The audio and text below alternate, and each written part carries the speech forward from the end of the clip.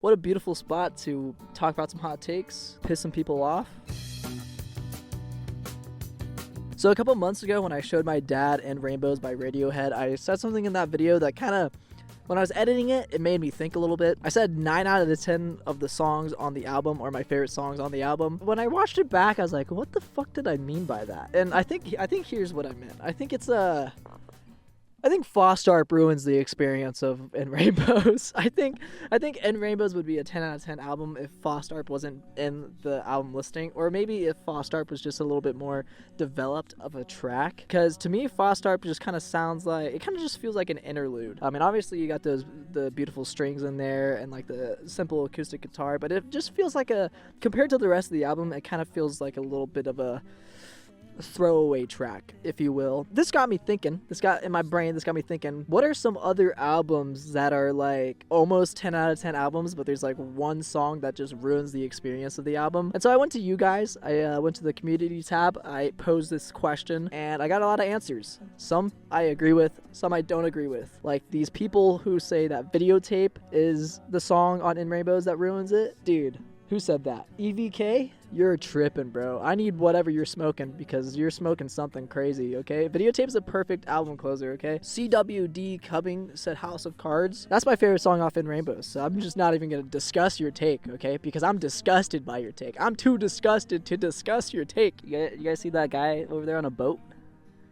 Pretty crazy. So let's talk about one that I actually agree with. This one's gonna be kind of crazy, maybe. The song Rainbows off of Mad Villainy. I forgot to write this person's name down, which is funny because this is my second time recording this video, and I forgot to write his name down yesterday. Forgot to do it again today, so I'm sorry for that. I always thought that Rainbows was kind of a off track for Mad Villainy. Definitely does not fit the vibe of the rest of the album. This person who wrote this comment describes it as like it kind of feels a little lazy. I don't know if it necessarily feels lazy. MF Doom's kind of doing this weird singing thing with this track, and like it feels like drunken singing to me, which I guess kind of correlates with the lyrics a little bit, but it just feels, the track itself just feels out of place. It feels definitely like a filler track, and like with the album with like 21 tracks or something, there's a lot of tracks on this album. I just don't really necessarily feel like Rainbows was a necessity to keep on this album. The whole Mad Villainy album kind of shows off Doom's amazing rap skills, and this song does not do that at all. 4 people mentioned Somebody's Calling Me off of This Is Happening by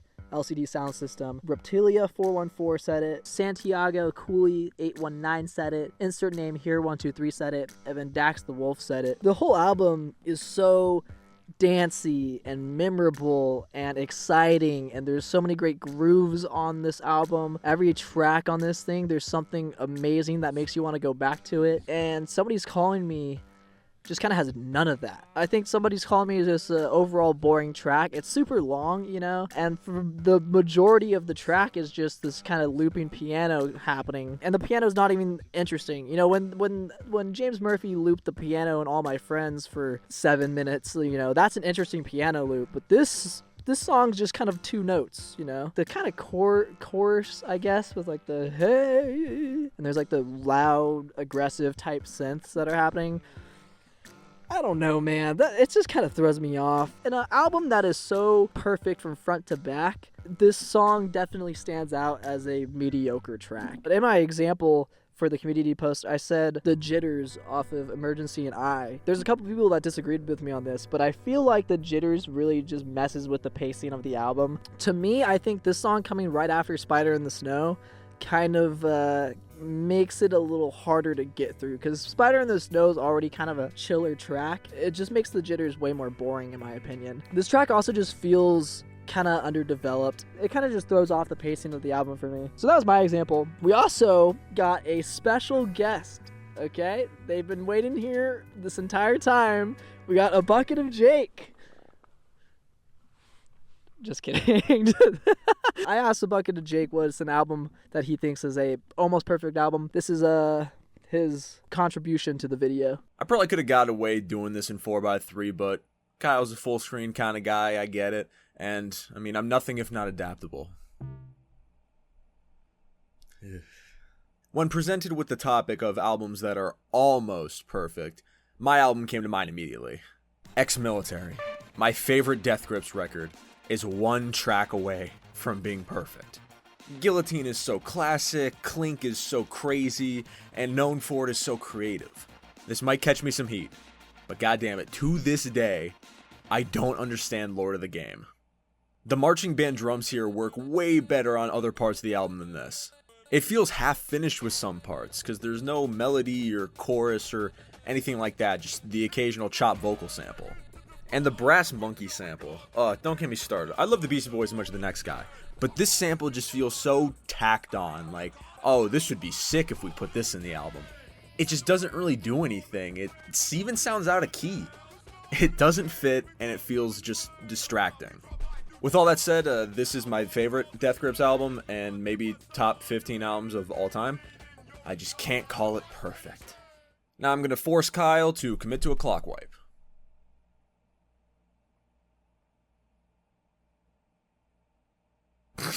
Man, I'd let Jake put a bucket on me, if you know what I'm saying.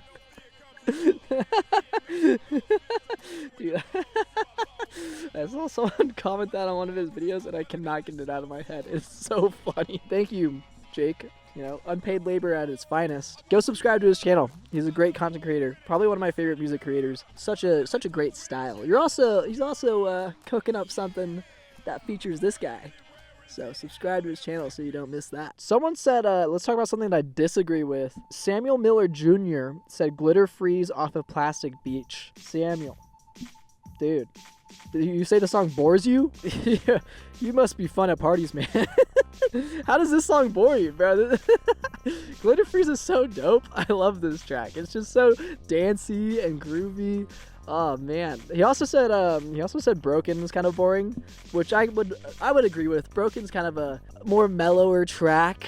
I'd say Broken is more of a sleeper track than Glitter Freeze. I did not believe my eyes, I tell ya. Teens the Denial, Aiden Wilson 5193 returner pick. This guy is returning. He has a based take here with Unforgiving Girl off of Teens of Denial. What a repetitive ass track. I've got my gripes, okay? I've got my gripes with the way Teens of Denial ends.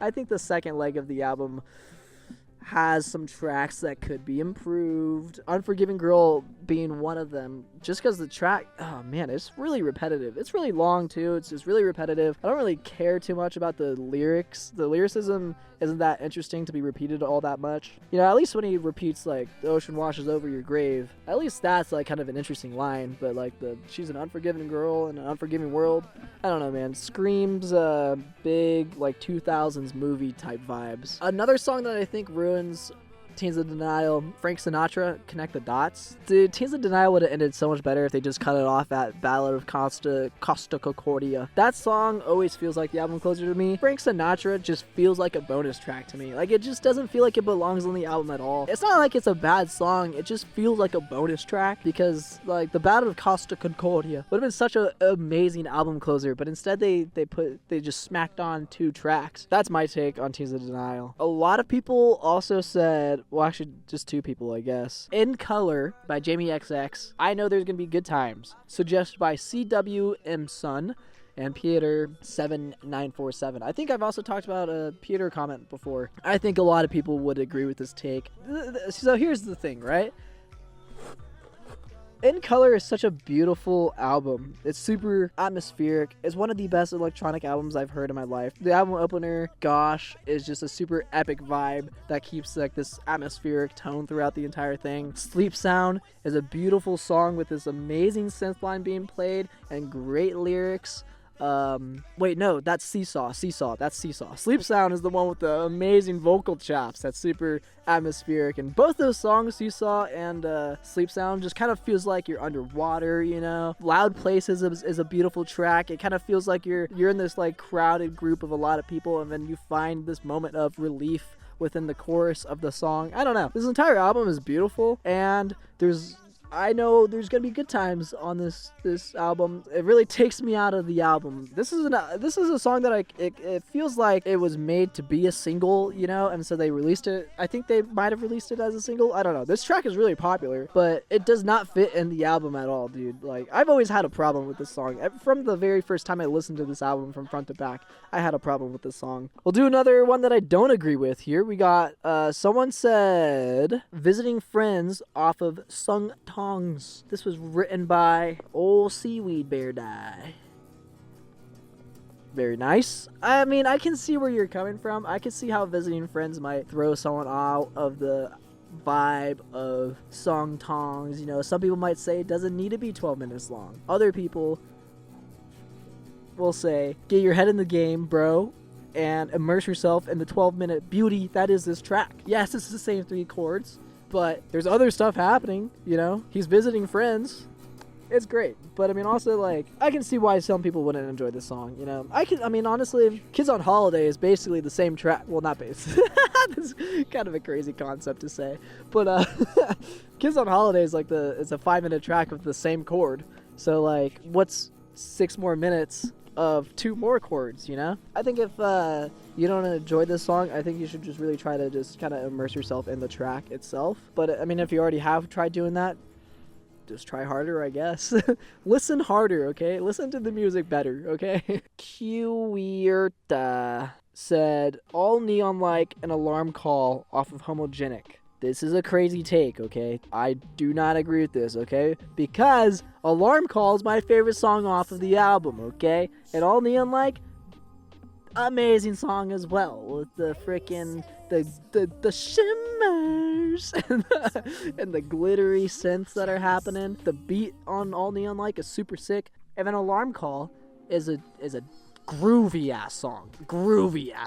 I don't know, this song always just gets me up and moving, bro. This song gets me pumped up to live life, man. Beautiful song. I love the chorus on this song. Crazy that someone would even say that this song ruins the album. I did talk about the song in my underrated songs video, so I guess this might be a more agreed upon opinion than I might think. I think the last one I'm going to talk about is my own pick. This is going to be a little controversial probably, but For Dinner off of Spiderland. I think Spiderland has some of the most like equally beautiful and equally sinister songs on any album. Like, I feel like this album kind of has this interesting vibe where it kind of takes those two feelings and kind of blends them together, you know? Like, Washer feels insanely sinister, but also has this very beautiful tone to it. All these tracks build really well. Every single track off of this album builds super well. All the storytelling's great, the guitar playing's great, climaxes in each of these songs are great, and For Dinner feels like an interlude, I guess, but it's a really long interlude, and it bores me because it kind of just builds to nothing. It's a very sleeper vibe, you know? This track is a very, very sleeper vibe. Definitely not a track that I